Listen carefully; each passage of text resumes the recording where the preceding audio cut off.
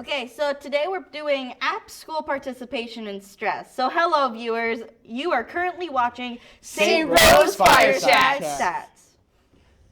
Tonight on the chat, we are talking about apps and if they're good or distracting.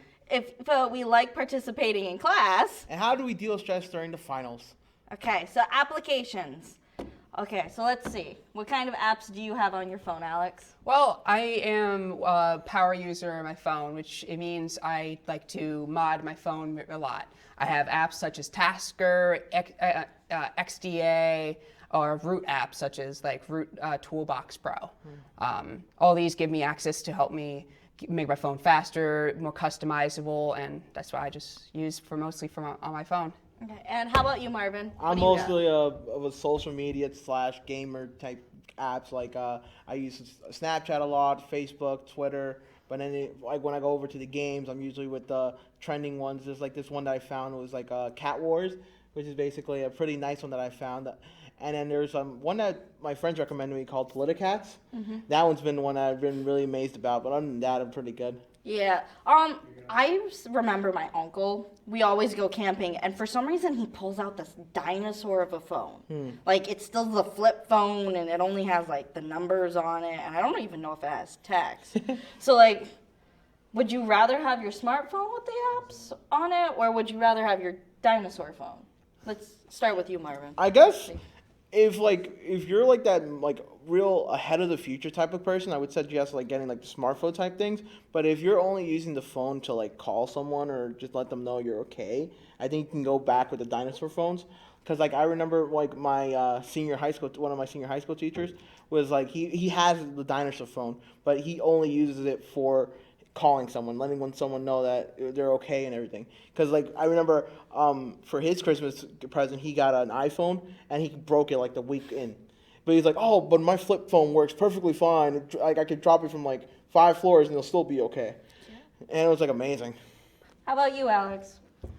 Sorry, what's the question? Would you rather have a dinosaur phone or a smartphone? Sorry about that, but yeah, there is smartphones that also are flip phones now. Say if you want to have that flip phone look, the whole thing is retro, especially hipsters, gotta love them. In Korea, especially in like Asian markets, they love the flip phones, so people make smartphones with flip phones too. So why not both? That's what I say. I like both. Well, I'm one of those people. I'm really bad at time and trying to figure it all out. So I like using my apps for what I can use. So like I got my apps that I don't have anything useful for, and I have my apps that are useful for things. What kind of apps do you guys got that are like those? Let's start with you, Alex. Oh, I love Pokemon Go. I spent a lot of time on that. Gotta be the very best. Especially Ditto came out. I've been spending how much time trying to capture Ditto? Like, I have so many Rat-a-Tats now, none of which I need. Just gotta get Ditto. Yeah, like actually, when it comes to like useful apps, like I've been mostly one that I've just recently popped on when I just started the semester was Wunderlist, and it's basically a to-do list app that I mostly use because like when I have club meetings and then assignments due, it just lets me know like 2 days ahead of time. It's like, oh, remember you have this to do and all that, which I really like. It's called Wunderlist. That sounds smart. I might need to get that one. I mean, I have like Blackboard for my class stuff because everything's on Blackboard for some reason. But then I have my smart ones like Pinterest, and I just like looking at all the pictures of everything and being like, that is so neat. Okay, next thing, because I'm really easily distracted. But let's see.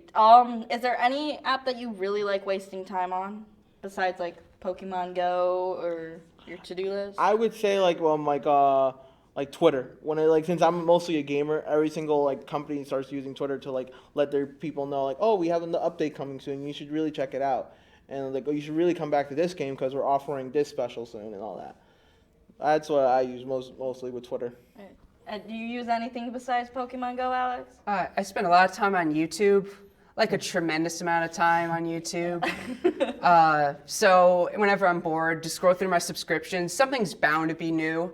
So I always waste time on that. Yeah, I do YouTube. I have this one game. You literally tap on it and it breaks all the like glass and everything on it. I find it amazing. It's so addicting though. But let's see. Going on from like apps to let's see what's in participation. Do you guys like to participate in classes or how? Like I feel like when it comes to participation in class, I'm usually kind of there. Like it usually if there's a class like I really like say my computer programming class, since I'm a computer science major, that really interests me. But then usually when it comes to like the other classes, like say my political science class, I really don't enjoy that. So I was like I kind of doze off a bit, but I would always try to participate when I can. Mm-hmm. What about you, Alex? Same here. For example, like in my English class, like there was a debate, and I was the only one raising my hand on everything because I like the debate with topics we were talking about. But if things bore me, I usually just start checking out of the class. You know, it all depends on the type of class. Yeah, I remember one time last semester I was sitting in my geology class, and I started to get off topic and start doodling. Next thing I know, a rock goes flying by my desk. And so I find the teachers that are more into what they're teaching, the ones that are active in what they want you to learn, are easier to participate and easier to focus in. Would you guys agree on that? Of course, a teacher can definitely make a difference in how much you want to pay attention in class. Because if a teacher's death by PowerPoint, like for example, you said you're a computer programming student. I was a computer science major, and in my computer programming class, my teacher was death by PowerPoint. Literally PowerPoint, no, we had 2 labs. Okay. I learned nothing. That was the only class I ever failed in my entire educational career. Never failed that class because she was death by PowerPoint. I just couldn't learn unless she didn't even say it right. She was just so boring. Couldn't focus. And it definitely makes a difference.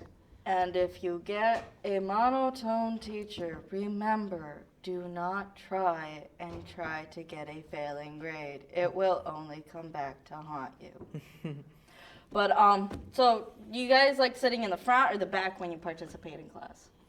I'm usually more of a in the front type of student. Because I usually if I stay in the back, I know I will try to won't participate in class because I'll end up oh, she won't be seeing me, so he or she won't be seeing me, so I'm just pull up my phone or everything like that. So I force myself to sit in the front so that I'm always staying one-on-one with the teacher. What about you? I pretty much sit wherever there's an open seat on the beginning of the year, and that's pretty much my spot. I don't really mind. I can sit in the back, the front. Either way, I just pick a spot, and it's pretty much that.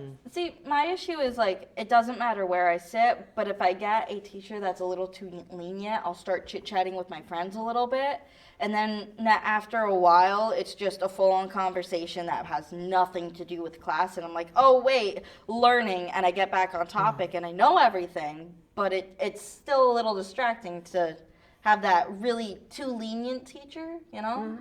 Do you guys understand? Yeah, I understand perfectly. What's it called?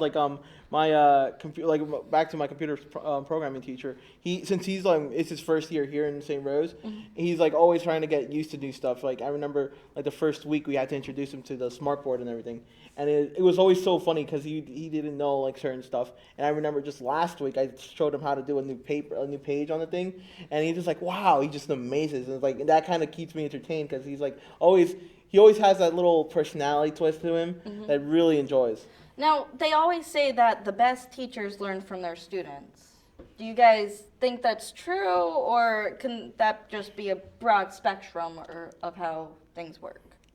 I think that's actually true because I know my back when my senior year in high school, I really didn't want to do anything, but that my intro to engineering teacher, Mr. Edgerton, and it's he always ensures you to stay on task, and he was always a charming guy. So if he noticed you slacking behind, he would just make a joke so you could pump your spirits up and continue forward. Yeah. What about you, Alex? Well, a good teacher always has to adapt to their students. If your students are really engaged, then you gotta learn from them and see how you can help them further their education. But if they're pulling back, you gotta learn from that and help try and get them to be engaged. Because if your students are checking out, then you're not doing something right, and you should learn from that and become a better teacher from your experiences with your students. My uncle used to make people teach him, but he would fall asleep in class. Do you guys like the idea, or? I don't know. Like, I think the idea of like letting your student fall asleep isn't like the greatest idea. But I feel like if he or she is gonna like make I guess like that false sense of security would kind of always lurk around to like, all right, I'll let you sleep, but then you got to make sure that you do this instead, like afterwards. Like giving them chances and all that. Do you like sleeping? Because I find sleeping in class a little stressful.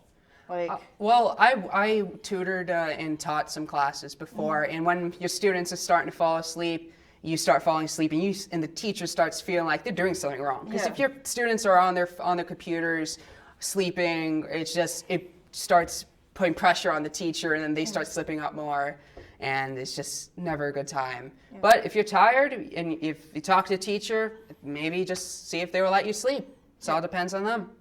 Now, when it comes to stress, how do you guys know how to handle stress? Do you not know how to handle stress? Like, I don't think I do. Yeah, it's like being a freshman here, and like it's gonna be like my introduction to like finals and everything like that. The actual stress grind. Like I remember back in senior year, I didn't have to worry about much classes to pass, but I'm guessing here, like when I'm looking at the classes that I got right now, I know it's gonna be a stressful week because it's gonna be. I got to study this topic because I know I'm weak on that, but then just like all these other classes, just gonna be. I know it's gonna be a stressful week, but I had to get through. Like, what do you think? Or how do you want to try to figure out stress? Do you listen to music? Do you like? Well, I listen to a lot of Pink Floyd. That always helps me calm down. Another great band, Tame Impala. Just listen to some good music, watch some Netflix or something. It always helps. Yeah. See, one of my friends, they have this doll, I think it's like a slam doll or something. It literally has a little poem on the front and you just hit it on things. I don't know why, but like physical exercise or even just a way to release your anger makes everything so much less stressful. Yeah, it's like, what's it called? They usually like, I remember when I used to have a squish ball, a stress ball reliever, and it's you like when you were stressed, like you were just like bringing out all your pain to that poor little guy, and it's like it's always you always see his eyes pop out, and I guess like when that's supposed to make you feel happy because it's like, oh yes, I'm strangling him, and it's like, okay, now I'm calm, I should just really start getting in tune. Like, would you rather use the stress ball or just take a nap, Alex? Well, I would rather punch a pillow, so. Because those stress balls, they start hurting. If you squeeze it too hard and if you're really mad, they start hurting. So just punch your pillow.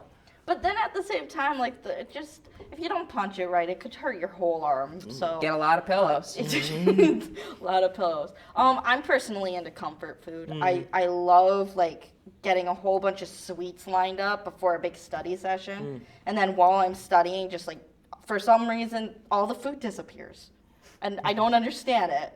But it just works somehow. Do you guys like the stress food eating kind of situation, or? It's like, what's it called? It's like what people used to say. Like we used to joke around back in high school. It's like, why do they call it comfort? Like why do they call fast food restaurants comfort food? It's that you're always happy in the beginning and in the end of it, because you never see someone not like crying when they're eating something.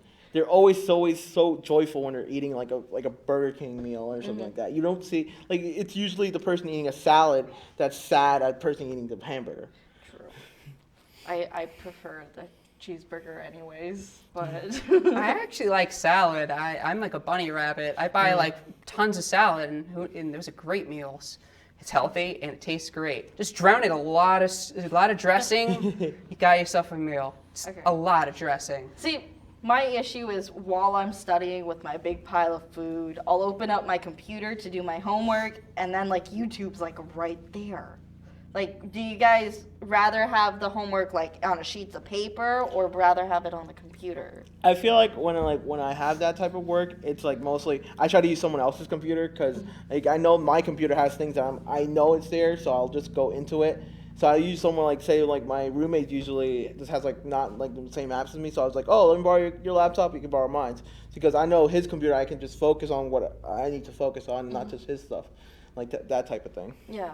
What about you, Alex? Well, yeah, it's always distracting to use a computer because I find myself, if I get a ping on Steam, I want to look at it. If I have a message on Facebook, I want to check it. Yeah. It's kind of hard because you always wonder, like, oh, should I respond? And then when you have that Word document out, you just minimize it. You can't really control it. I get distracted really easily on computers. I'm old school. Call me old school. I don't care. I rather have a pen and paper. Like when it's right there, it's so easy. Well, I'm getting told to get off air for some reason, so I think that's all the time we have time for. Let's see. Thanks for watching tonight's episode of St. Rose Fireside Chats. Hope you have a great time. Don't procrastinate on that homework. Well, see you later. Later, guys.